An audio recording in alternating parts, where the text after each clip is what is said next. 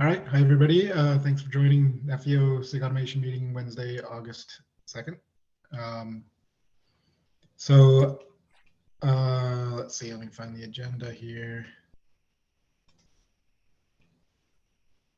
You want me to share? I have the. Oh, I'm able to share. No, it's okay. Yeah. Okay. Looks like there's a couple items on the agenda. I don't see names next to them. I'm not sure who added them. I think I just wanted to say a couple of things before we jump into the agenda. Announcement for R1, the press release is going out a week from yesterday. And so anything you have, I've published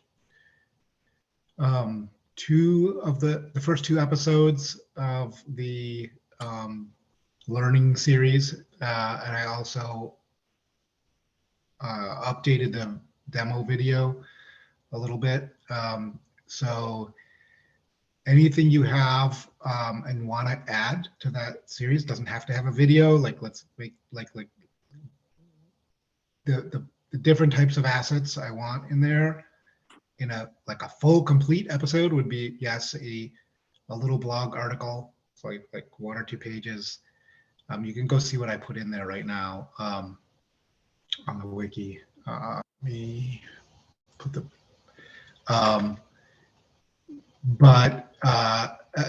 along with a slide deck and a video, but it doesn't need to have all of that. Even just the article is good enough. If people want to write that, I would love to get more things in there. I do plan to finish the other 2 episodes I have there, which is a sort of talking about CAD and some of those pieces at a high level. Again, trying to keep them to like 10 minutes.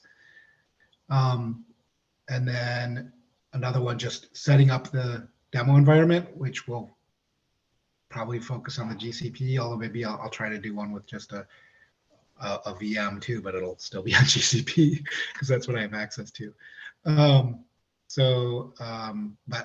I would love, I know, Wim, you had a deck or 2. I know other folks have talked about wanting to talk about different aspects of the, maybe there's one, Steven's out this week, but he talked about doing one on the operator. So anything you can get in there before Tuesday of next week is good because, once the press release goes out, theoretically, people are going to actually go look for stuff like this. And the more we have ready, as opposed to having to answer questions real time, the better. So the only other point I wanted to bring up, so please take a look at that. Please think about adding your own areas there. We don't need to keep numbering the episodes. I'm totally flexible. The other thing is we do have the 1.0.1 beta 1 release out that seems to be basically working. So I would like to do the 1.0.1 release probably tomorrow if folks are okay with it, and then that's what will go out with the that's what people will see when they go to the press release. So that's all I have. Any comments or questions? No. By the way, John, I had one quick question because I'm working on this the inter-cluster networking. The dependency on Multus, is that okay? And the reason I'm asking is because in GKE you don't support it, right? So we wouldn't be able to do. We don't support any secondary networks in GKE today, yes. And so I think it depends on what you mean by dependency, right? Like no, because the workload's still needed, right? So like 3.5GC and stuff like that to get secondary interface. So there is a dependency like that. So you could actually do something to avoid that, but that would mean you create a new Multus. and I was No, we don't want to do that today. not doing okay. Multus is fine. If the workloads require Multus, they require Multus. That's it. The okay, GDC or Google Distributed Cloud does support Multus. Yeah, correct. So I just tried this morning to run it on Multus on Chiki, and it basically doesn't allow. Yeah, it doesn't I mean, you can run it, but it it doesn't install CNI. So, but okay, but having a dependency on Multus for the workload is okay, because otherwise it's a really big thing to do. Yeah. No, that's fine. Okay. I mean, the workloads, if there are workloads that don't require it, we should theoretically be able to run them on something that doesn't require it or doesn't have it. But that's just, no problem. That was my only question. Yeah. Okay. Yeah. Sorry. Okay. Thank you. Yeah. No. Who? Sandeep, I guess you're up now. Do you want me to keep displaying or? Yeah. Okay. Yeah, I think this is I have put this input before we had a working group 4 meeting. So yesterday we had a WG4 meeting, and I demoed the SDK and our tool for Helm to Operator, and we received quite a bit of comments, and there are some positives there. So I think that recording is already there, so I don't want to repeat the same thing again. The thing which we were discussing, I think the Tal just added there that about the contribution. So whether to put in an FU project or the POC project or into the inside the actual thing.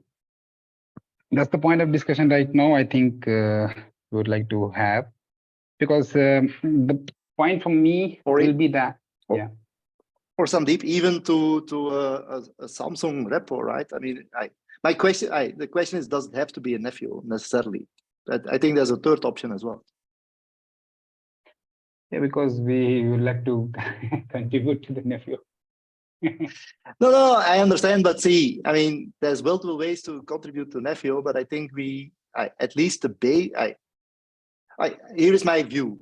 That's my personal view. Is we did all these POCs in R1, and that was good, right? But whether it's now an FEO POC or outside, it didn't really matter in my view, right? So as such, if you want to, as a baseline to show what you do, I mean, at least I'm doing that personally as well. Is you basically start doing it, and if it's of interest, we can basically leverage that going forward, and then we move it into the main wrapper, because I mean, we have to maintain the POCs and stuff like that, and there is the process is completely different. But just my 2 cents. Yeah. Thank you.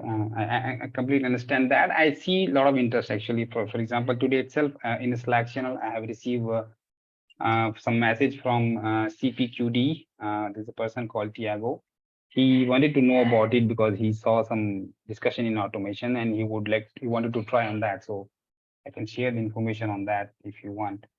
But for example, if you put it on a public repo of GitHub, right, you allow people to access it, right? And there's nothing wrong with sharing the link. Our entire point. But okay, I mean, there's other opinion. I just have my personal view on it, because see, otherwise we have this sprawl of POCs that's coming along, and the question is, we have a completely different process to deal with that, in my view. Yeah, but this is sorry one to of jump in.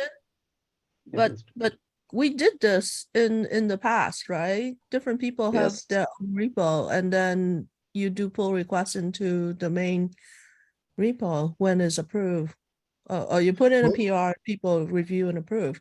So I don't understand the discussion. But here is a bit different, right? Because the repo lives. But let's let Tal has had his hand up for a while. Let's let him get his thoughts on it as well. No, it's okay. Yeah, let's just use hands just for order. But I don't have to be first necessarily. But I will say, Wim, I absolutely understand your point of view. I would err on the side of welcoming any contribution. And you're right, it could open the floodgates to all kinds of maybe distractions or things that are conflict with what the main community does. I mean, there could be, it could create issues too. However, at the same time, I think the higher priority is to get contributions. What I can suggest is what happens sometimes in other projects where there could be actually two groups, right? We have the Nefio project GitHub group. We could create another group, something called like community contributions or Nefio community or Nefio dash ecosystem, something like that, which is lower threshold for contributions, right? Because we would want the Nefio project group to really be the Nefio product, right? What goes into R2, right? So we could potentially separate out the other contributions and treat it maybe also as Steven said in Slack, as something of an incubator, right? Where a place where these things could eventually come into the main group. And yeah, you know, Subhash is asking exactly the question. Do we have any process? No, we don't. Maybe we need to start thinking of something like a process like that. And I will say, you know, from other experiences in open source telco, it definitely is a can of worms. I think it might be something that we need to raise even to the TSC on how to handle this, because I can give you an example. In ONAP, it became a real problem, right? Because the project just kept bloating and bloating with people adding more and more sub-projects to ONAP until, you know, it just became this very big monster. And then it would be very hard for users to understand, well, which components are actually ONAP and the core and which aren't. And it was never very clear, at least at the time when I was involved in the project. So we're obviously not there yet, but I think it's worth putting on the table that we're starting to think in that direction. But generally, I'm in favor of accepting contributions, even if they're not in the consensus, but we just need to decide where to put them. Thanks, Tal. Yeah, I think I'm next. You pretty much reflected what I was gonna say. Like, I think that probably creating a different org that's a Nefio contrib or Nefio incubator org. So there's a couple of aspects to why you might want to put it in Nefio as opposed to say keep it in your own. Like, I know for us at Google, if we keep something in the Google open source projects, there's a bunch of process we have to follow. There's a bunch of there's a different CLA. There's a different contribution. People don't want to contribute because they even if it's not true, they think Google's going to own it, even though that's not true, but it just causes friction. So I like having the neutral party where we can put things. I think we have a bunch of stuff right now actually in our Nefio project thing, like the POX area and old things I archived. I tried to archive them to try and get them, like the One Summit thing from last year, like all those things I tried to I tried to archive, but it would be great probably to start like reorganize it, create a separate org that's a little more free for all that we can then add to. I mean, there's a little bit of overhead there, but I think it would keep the things separate. I do think we might want to talk to TSC on this as well, though. So I think Antu is next. Thanks. Sorry about jumping the line. Since I was the first one who complained about jumping the line. But I agree with Tal and John. I think splitting it into a separate group or something like that make more sense, because sometime even now, and I'm considerably, I mean, I consider myself as an active contributor, right? I play with the code and check it out and track it. And I got confused earlier back in March, April, when there were multiple repos running around in Nefio project. And also, if we start accepting contribution directly into the Nefio project, it becomes very confusing which one is the main product, right? The main repo to start. And also, who's going to maintain them? Will Samsung people manage these repo going forward, or will it default back to us? And right now, I don't think that's really clear.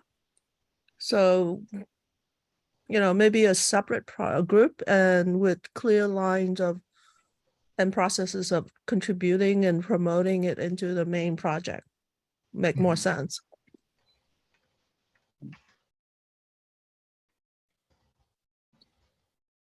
Yeah, I mean, it's about, yeah, it's when I think I'm next, right? Yeah.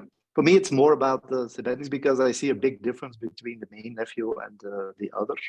And I personally, I welcome every contribution, and I think what you guys did on the Helm is great, right? Because it gives a different approach that was not yet done. So don't get me wrong, I think I really love those type of things, right? But I mean, I'm just looking at it from my personally, I would just create a repo globally and share it. Because for me, the way it is, the way I see it, it's really an ID, right? You want to basically get people's view, and of course you get reactions. Hey, can I have a look to the code? I believe if it's really valuable for Nephew, it will go to the main project, right? As such, it will get incubated one way or another. So from that perspective, I don't see a difference by having a Nephew, let's say, endorsements, if you will, whether we create, I would even, if we put a Nephew project, would create a separate one from the main one. But even that for me is not really needed, because in my view, if the contribution is really valuable for the project, it will get incubated. And the way it incubated is via the main project. And all the rest is going to add overhead to the whole thing.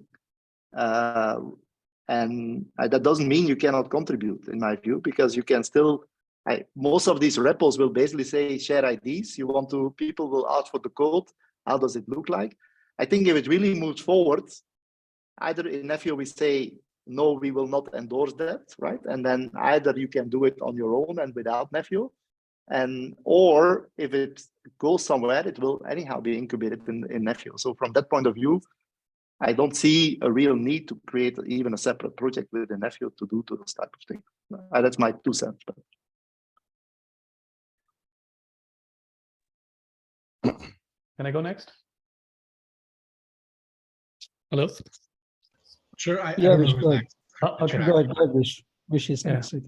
Yeah, thank you. So I think somebody also brought this up early about understanding Nephew code. So some of the things, at least for me, when I look at it from outside, hey, Nephew is all about those 3 pillars that we talk about, infra provisioning, the network function provisioning, and configuration. So I don't know if that filter can be applied very generically, because when I look at it, I sometimes see, if I were to go off and decide to use, instead of using CAPI, something else, would that become an FAO project? Trying to have some sort of a guiding principle to be able to figure out, hey, does this fit in one of these pillars, or what becomes Nephew core, and trying to, because when I look at the workload for Free 5GC, I look at it as one of the workloads that was used to prove out the Nephew principles, right? So it doesn't, somebody can still use Nephew without actually using Free 5GC. So trying to help define what is the core and what is being supported could help as we go along, is my thoughts at least. Or saying, hey, do you think it will fit in these 3 principles that Nephew was talking about, the 3 pillars? So, and if that fits in there and enhancements need to be made, that might be something that probably needs to be discussed as being part of Nephew core. Otherwise, it's probably a solution that you're using Nephew to prove out. Those are my thoughts. I don't know if I am rambling or if that makes sense. I mean, if I could just respond, I mean, I think that makes sense. Like Free 5GC operator is something we run on top of the base Nephew platform. We also talked about doing a similar thing with the topology controller, right? Like we don't have to deliver it as part of our own. It can actually be delivered as a separate project that runs on top of a base Nephew system. So I think separating platform and solutions is definitely a valuable way to think about it. And maybe, if we have a place for quote solutions as opposed to platform, like a separate org, that might make sense. I don't know. Or it doesn't even have to be a separate org. It could potentially just be like a category of repos. I mean, Tal had suggested naming conventions as one way to do that, but anyway, Sandeep, I think, his hand up. Yeah. So the point which I was this is actually part of the working group 4 agendas, right? Isn't it? Like to come up with a suite of tools which helps the user to onboard, make their life easy. This is not like something which we are doing an experiment on our own, right? And this has been discussed in the SIG architecture group as well. So this is about helping the people to onboard their NF into the Nephew ecosystem, right? So as Tal yesterday mentioned, that if we had this kind of tool at the beginning of the R1, we could have saved a lot of time. We just had a Helm charts, and we could have given them the boilerplates of the Go code. So this is in a way working with whatever the requirement we have in the SIG architecture, right? So it is not like something which we are experimenting, right? It is in line with the Nephew's things, right? Isn't it? So we had in some time back, we discussed about having these kind of tools in a place where user can choose what to use, what not to use, depending upon their requirement. For example, if the vendor or the telcos have the requirement that okay, I just need a kind of a operator where I can take custom actions and all those things, and I would like to have that from my Helm. So this could be a great tool for them to go ahead try that, because ultimately the whole Nephew system is about automations, right? And if you start telling people you do this manually, you write operator code manually, and you create a KPT package manually, this becomes a little tedious, in my personal opinion, for user to start using the Nephew. This is completely my personal opinion. So I feel that we should have list of tools and many tools which makes the life of the user of the Nephew easy, to use Nephew, and they shouldn't feel any pain while using the Nephew. So that's my point here, and I leave up to everyone to decide where to put, where not to put. But I think this is in line with whatever WG4 requirements are. Right?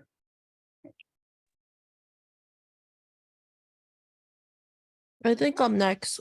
2 questions. First, I read that WG4, work group 4, is about UIs, and now so I haven't been attending, and apparently some discussion have gone on about toolings that are not UI based. So can you someone It's a weird combination, in my opinion, of okay vendor onboarding and UI.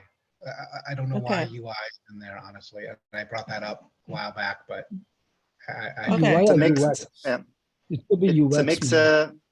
It's working group Second 4 is question. basically Helm. It's Yeah. Helm Tosca. Just to clarify, it's Helm Tosca UI, I think. Am I forgetting one? And SDK. 4. There's 4 items Yeah. in that Yes. work. Yeah. Okay. WG4. Second question Yeah, correct. is I understand the need for Helm to operator SDK integration or tool plugin. However, if we create a repo right now and do that, we're tacitly saying this is the tool we're gonna use, right? Implicitly. Yeah. And it may prevent others from contributing or offering their own solution, because people look at it from the outside and say, oh, they already have a solution, I don't need to worry about it. Right. So I I'm not that deep in open source experience, but I would propose having your own repo and then proposing a PR and then let us, review, accept. Just like if I was to write code and as an individual and I have to go through that process also. I'm not so sure. I just don't want to box us into one solution right off the bat. No, I it want some won't. time. It won't be one solution, as we discussed. Sorry to answer this. I think it can be a list of solutions, right, which people can choose depending upon their requirement. That's So what my for example, free 5GC is a solution, right? A network function solution for us. And we didn't incorporate towards 5GC repo into our, we reference it and made it a dependency. So from a mechanical point of view, that's what that's what I'm used to. And that's the mental model I have. And that's why my objection of just incorporating things right into Nephew project.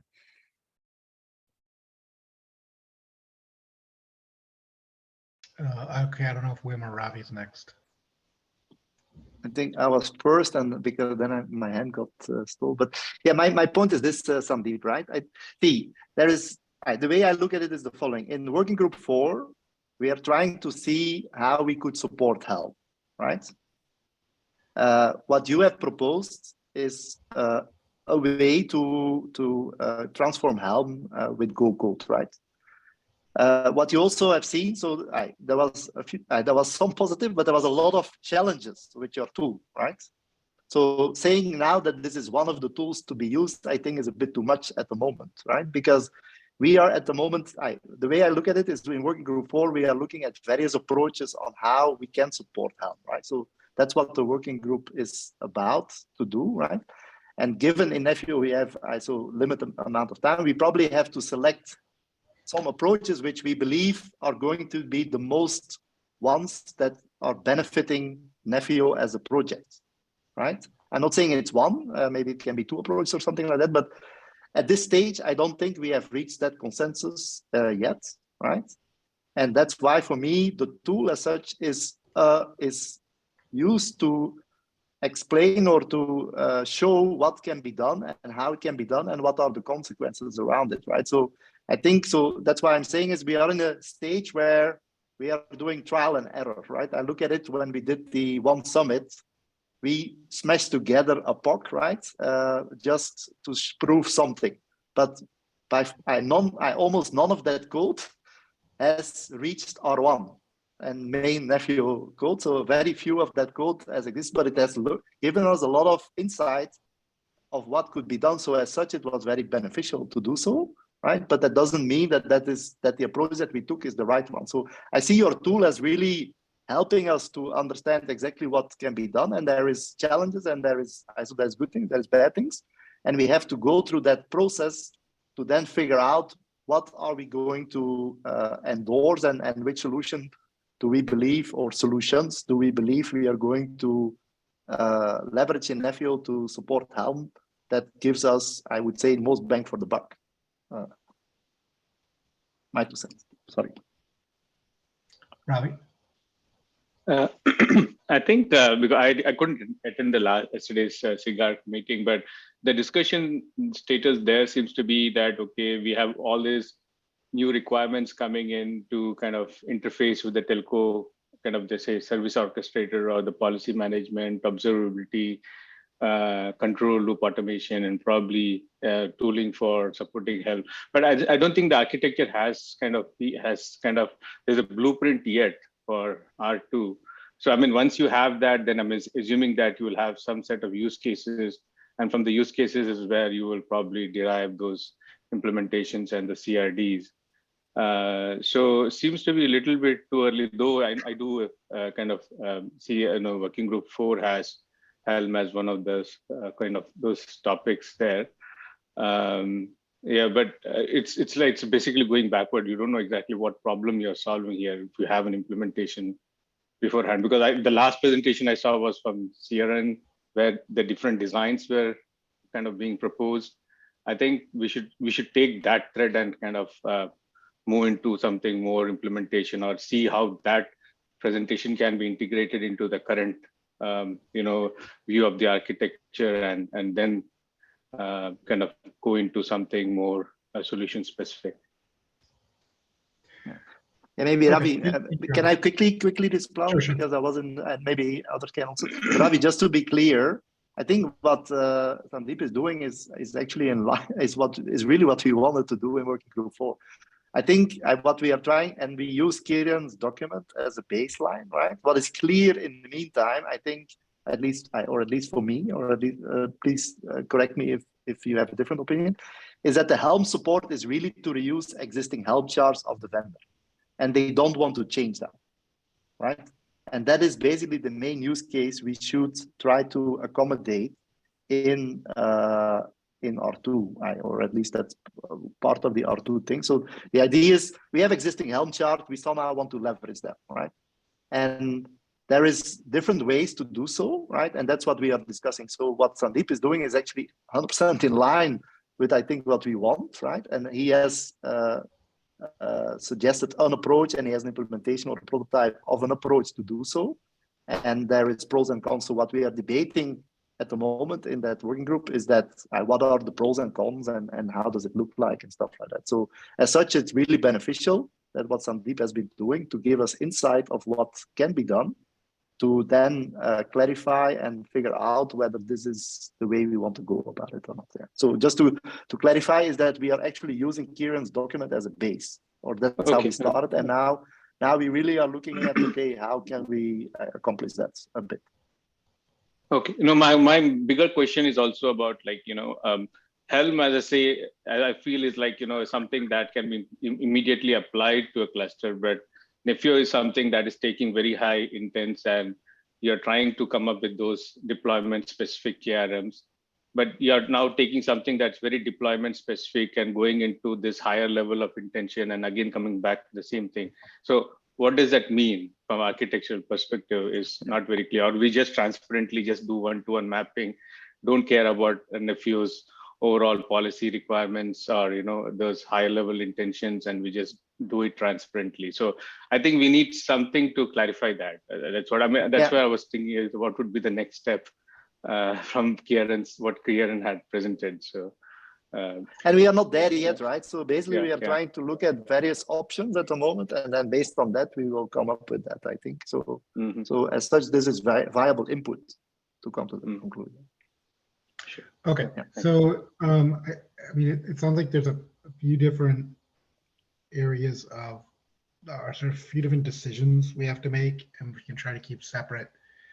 Like we're going through the process of evaluating different approaches to solve this problem. I think if I understand Sandeep's immediate question is, hey, what do I do with this code that solves this particular problem in this particular approach? I would like to contribute it to Nefio and make it something that is available.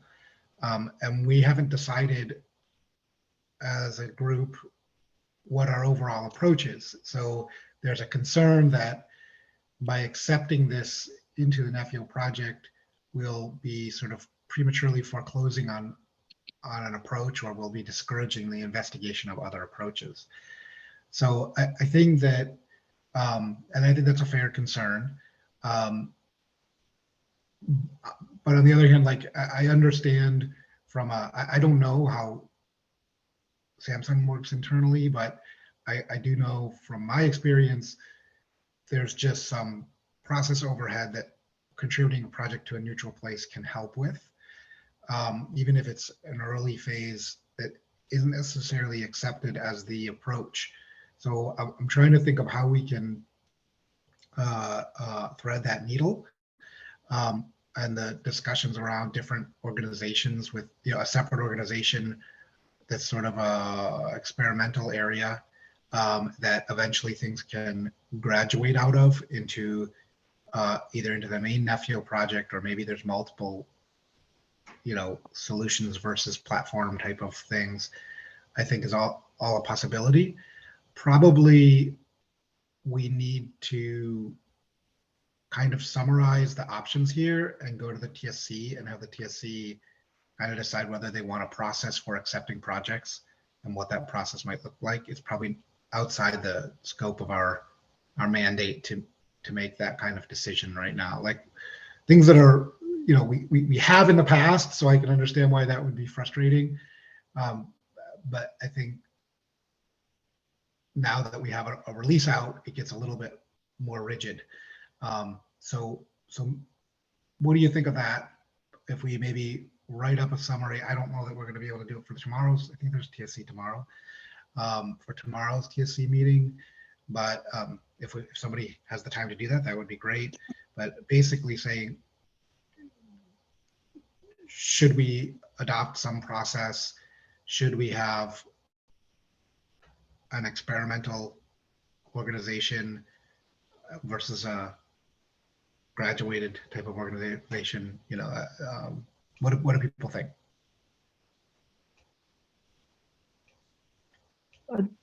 I was thinking something similar lines. Sorry, I didn't raise my hand. I didn't talk because I missed all these meetings in the last 3.5 weeks. So I was just mostly in the listening mode today. I was thinking something similar to what you said, John. I think we have come to a stage where we need to have that process defined of new incoming work. either it could be a core, an adjacent project or a tool development.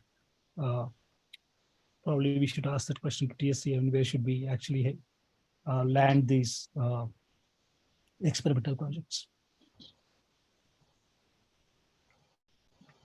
Sandeep, I'm curious how that sounds to you. What do you think?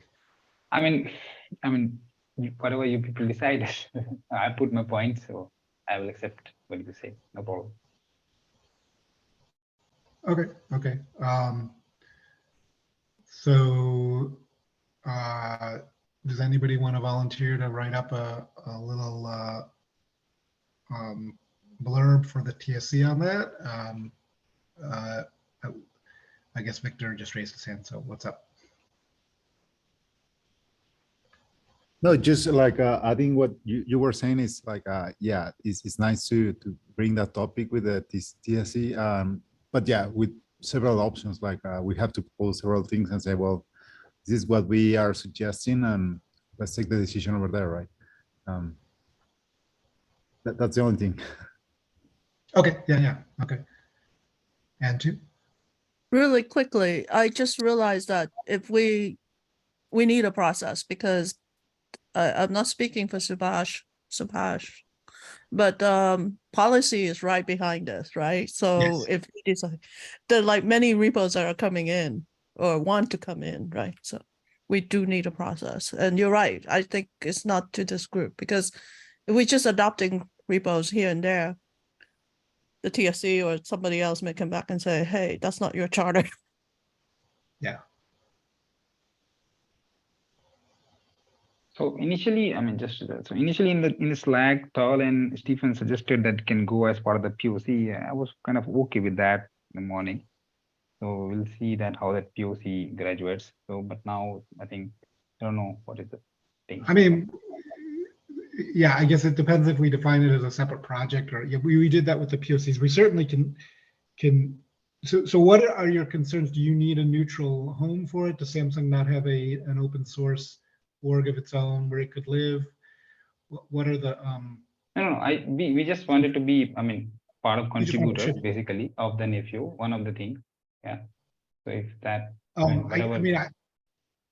don't see any. I think it's pretty clear if it's under Nephew Pox that it's currently experimental, and that maybe is a compromise we can make until we have a process in place, which could take a while.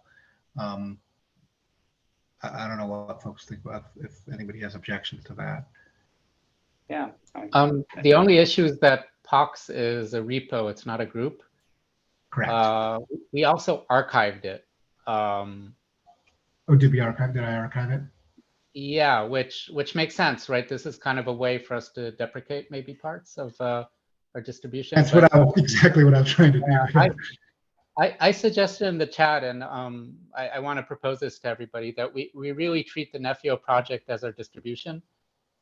It also makes the whole tagging issue much easier. Like every repo in that group should be part of the distribution and like tagged and versioned. So things that are not part of our distribution, I think should be in a different group. But I understand this actually changes some technical high-level aspects of how we manage and permissions and everything. A new group means new permissions, things like that. Yeah. It's not trivial.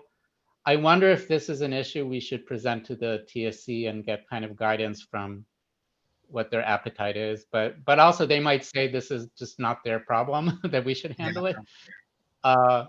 So maybe, I think we've been talking about this quite a lot on the specific item. I would suggest that it's a SIG release item too, because it is actually, yeah. Yeah, so maybe in that community we can get feedback from Rado and other people who deal with the distribution, and there might be some interesting technical aspects to this too that we're not thinking of right now. So I don't know. I'm suggesting maybe to postpone a decision right now and maybe continue talking about this issue in SIG release, and maybe they're trying to reach a decision. Well, then why?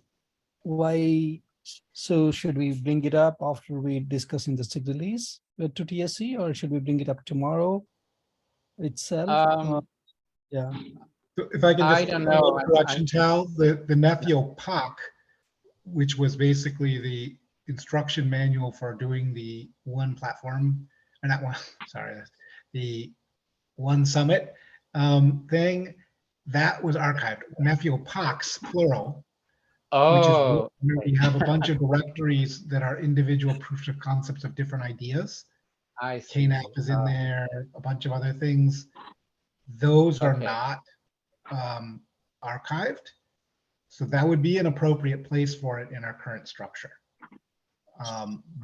We haven't touched it in 6 months or more, or 5 months, yeah. But from that point of view, it would be an appropriate place for it. Okay. So yeah, All right. it's a little awkward because it's a single repo, but it's I mean, that might be.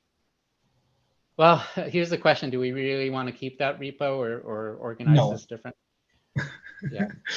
So yeah, No. I'm also not right, because I posted earlier in the chat. I think other than POCs, we might have other kinds of little contributions people want to make, like little gists or things that are not aren't. And I mean, there could be official proposals, things that are intended to be you know, a real kind of incubator style system, like here's a repo that's incubating. And it could be you know, an example that somebody makes, or Right. an implementation Okay. or something. So yeah, anyway. So yeah, like we talked about, I want to give a little bit of time to Subhash, but the question, I guess, is, do I have a volunteer to summarize this issue, and we can then maybe talk about it, because there's a SIG release aspect to it, like repo structure, organization structure really falls under SIG release. And then there's a TSC aspect to it of like, if we're accepting projects from like another project is Wim has a resource backend allocation, right? He's got that in the Nokia repo right now. Right now, we've got a build of that we tag and we push into our Docker hub, but we don't have, it's just a dependency right now of our reference implementation. Like, should that go into the Nefio project? If it does, it's kind of an ecosystem, or it's kind of a, it's like Gitty almost, right? It's an example of how you might do this. We expect that, you know, a telco might have their own bespoke IPAM system, right? Or might use a third-party IPAM system from a vendor. Like,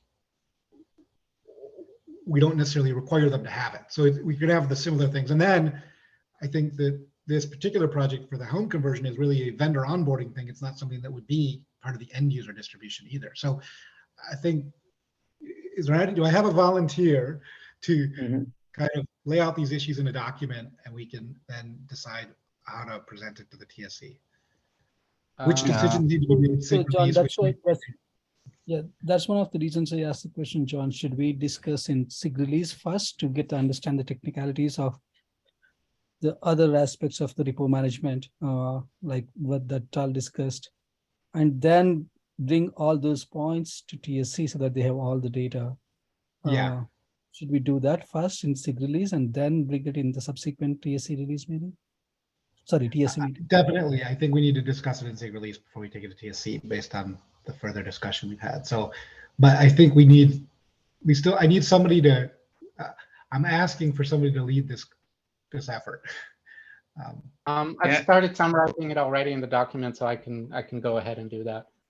Sure. Okay. And anybody who's just interested, gonna nominate Tal. Yeah, anybody who's really interested in it, jump in and talk to Tal, and you can collaborate on it. Okay. Okay, let's wrap this one up. If there's anything else on this topic, we only have 10 minutes left. I think we have a little bit. We have another item. If we finish that item, then we can come back to any other comments if people have them on this. I think Subhash is next. Yeah, hey John. So if you could open the document, I can just quickly share the update.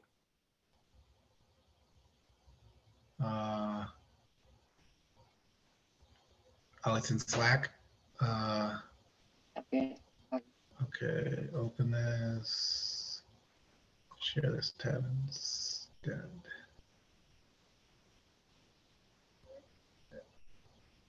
I'll share my screen. That's visible to me. Oh, okay. You want to share your screen instead? That might be Yeah. easier. Yeah. Okay. Okay, let me stop sharing. Yeah, so just a few updates that I did on this proposal. So I just discussed with the SIG one also, and they currently they have put in a side track. Just ignore this top red banner. I need to clear some space. So here I have added some new sections that this comment came from the TAL. We need to identify the policy sources. So there are currently we identified 3 sources. One, it came from the vendor, network architect, and organizational policies. So this will have the 3 different nature of the policies. So we could identify. And also, I just added one more section where I would like to segregate the design time policies and the runtime policies. So similar to the code analysis, generally we do static code analysis and the dynamic code analysis. So similarly, we can visualize in the term of policies. Something we can directly analyze at the packaging phase. And for some scenarios, it is very much required that pod or deployment should be up, and then we can analyze the runtime policies. So here I had taken Cube Armor as a framework, just mentioned it here to show that this kind of policy also we can apply it. And then I'm identifying some of the use cases. One of that package validation. So in terms of the package validation, I just identified two kind of the threats which is possible. Like a KPT package contains that malicious KRM. So as we were discussing in yesterday's meeting, that vendor specific KRM could be available in the packages, right? So that could lead to some misconfiguration or some malicious activity. So that validation, that is a one threat point. And another is like some KPT function may lead to misconfiguration, right? So that is the two possibilities I identified. So with this regard, I'm proposing it when the package specialization or when the pipeline we run it, we will have the KRM which are generated. Some vendor policies inside the package that is done by the vendor, and plus assume we pull the cluster policies that we will get to know as part of discovery mechanism from the workload cluster. So that I think in the future we will have some kind of mechanism to pull those kind of policies of those cluster contexts, right? And with those contexts, we will have our new KPT function, and just call it FLTMS, and that will validate whether this configuration is right or wrong. So that is one possible use case. I'm saying it, and then I just pointed some 3 more use cases. Still need to fill it up.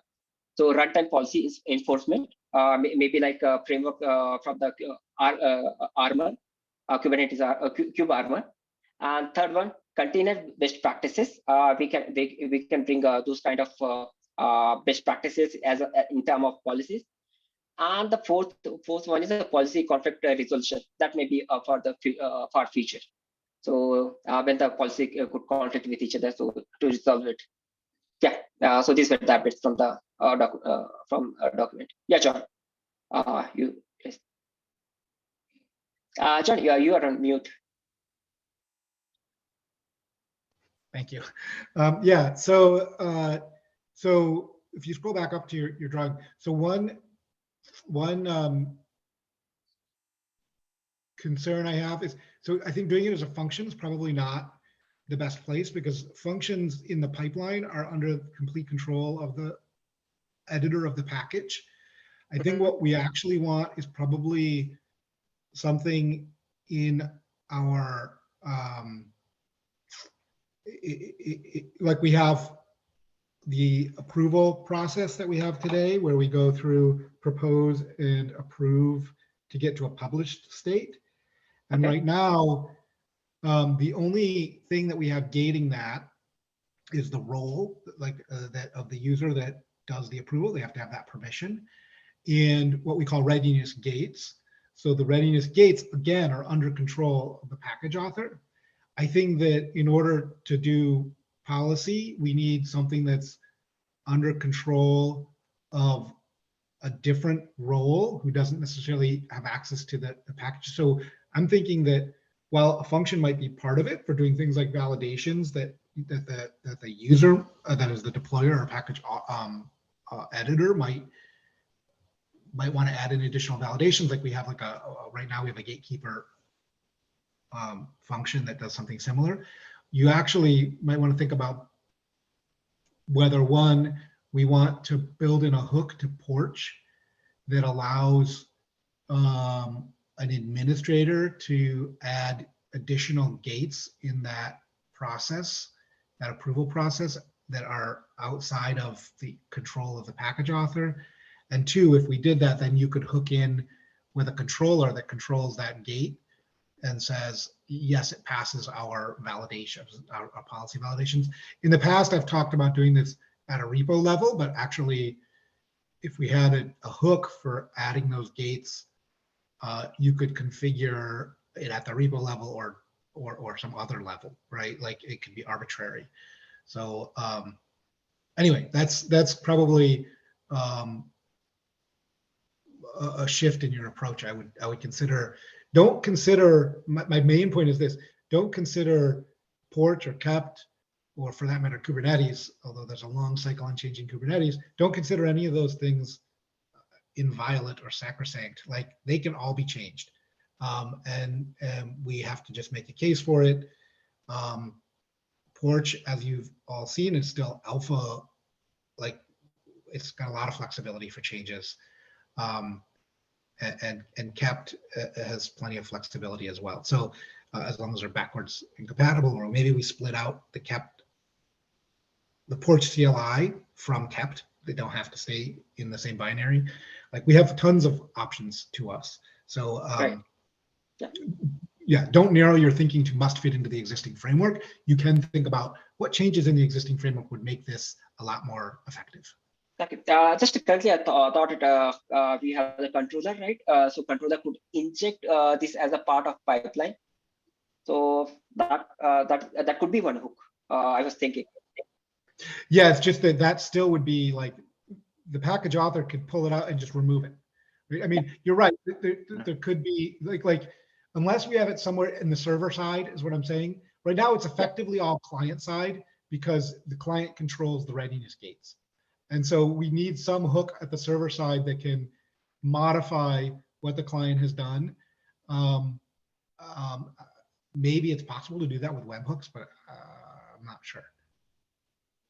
Yeah. Maybe someday we can think of the UI also in the UI project that this is a validated package. So those kind of hooks we can think around it. Yeah. Yeah, sure. Thank you. Win, yeah. Yeah, I mean, I was just going to agree with what you said, John, is like, I think this is, if you really want to do policy validation properly, you have to do it independent of the other things, right? Because otherwise you have a biased view. So indeed, it should actually happen after the whole thing. The thing is almost ready to go to the next phase. And we have to have a hook inside that is kind of independent by an independent entity that figures out whether this is in line with the policies that we have set up, right? Okay. So, yeah, we should probably, yeah. I mean, if you put it into the function like and a the good start. controller in the pipeline, we are violating. So it's a challenge with respect to the, let's say the people who are able to. So there is a conflict of interest potentially if you merge it together. So we have to kind of try to separate it. Otherwise, we have a challenge. Yeah, in my opinion, actually, we need to work on deciding like server side, client side, means multiple hook points we should give it, and it should depend upon package author or maybe even the owner of the nephew, means like who is owning the nephew controller, means where to put this hook point. So the framework will provide the hook points, and where to integrate it, it should be completely open. It's like a package author could use it, or operator could use it, or maybe workload cluster could use it. So this hook points, we should provide it, I guess. Yeah, we just need to make sure that we can separate the, like The roles. the way it is today, there is no way for anybody to enforce a policy on somebody who's deploying a package other than manual review of the publish process. Because there's no mechanical, there's no programmatic way to do it. We need some way for an administrator to set a policy that says this cannot advance until these conditions are met. And right now, we don't have a way to do that. We have a way to do that where like the user could put in a readiness gate that then the controller would control. But since the user has to put that readiness gate in, they could simply remove it, and then you lose the automated validation. So right now, essentially, it's a toothless policy because the user can just say, I'm not subject to the policy, and be done with it. So we need a way that they can't opt out. And right now they have to opt in, and it's completely in their control. So that's what I'm getting at. Like, we need a way to do that, which we don't have today. Yeah, right. And I don't think it'll be hard to add. It's just something we don't have. Yeah, sure. And I think I would like to get your agreement. These two are the valid points, right? What I'm thinking. That these 2 points could be. I think so. I think malicious is a little bit of a strong word. I think often it would be things like there's simple things like we want certain labeling conventions. You know, you have to have a billing code associated with every pod, right? If you with every deployment, if you don't, we don't know how to bill it back, do chargebacks. So we can't have it running on our cluster. It's not so much malicious as it is just conforming to our processes. There could be things, actually.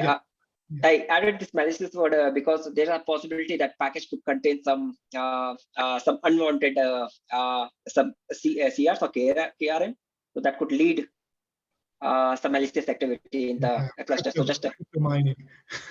Yeah, like bin off. We have, I don't know what, I'm sure there's an industry standard, but like we have something called bin off where we validate, image signatures and things like that. Like there's tons of different possible things. So yes, there is possibility of malicious thing, but there's also just we want to make sure it follows our conventions and our because we're out of time now. So yeah, I think that's great. Thank you. Yeah, thank you. Okay, hey, so John. Tal's gonna work on the document, and I kind of got the impression Sandeep might help him out with that. And whoever else is interested, approach Tal on that, and we'll try. I think that should go on the next SIG release meeting agenda. And then we'll bring it to the TSC as soon as we can. A quick final note, a call to action. There's a TSC meeting tomorrow. If anybody has something they would want to present, a tech overview, it's a good place.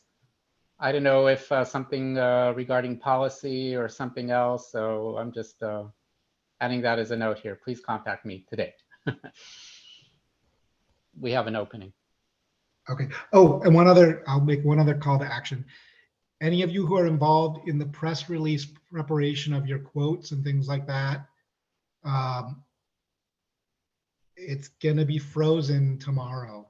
It's got to be done today or early tomorrow, because they're going to share it under embargo with analysts and things like that tomorrow. So like, I think you probably need to get in touch with Sunny at the Linux Foundation if you haven't provided your inputs yet. So anyway, thank you all. Hey, John, just sorry, before we got, so we are just about the release. Is it this Friday? Yeah, I was not very sure about this 1.2.1 release.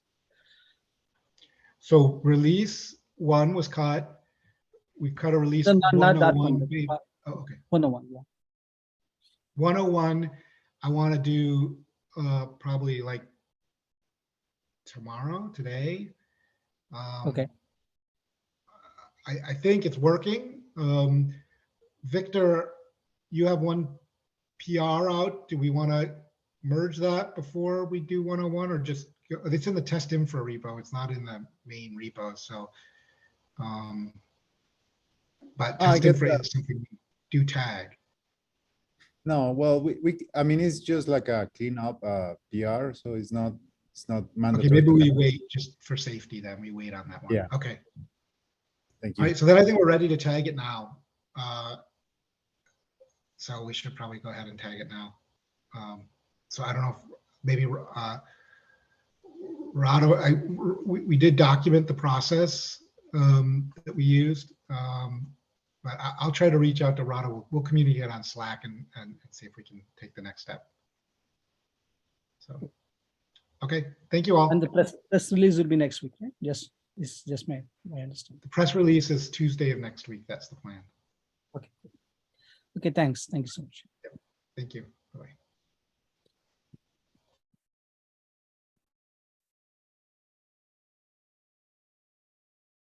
Thank you.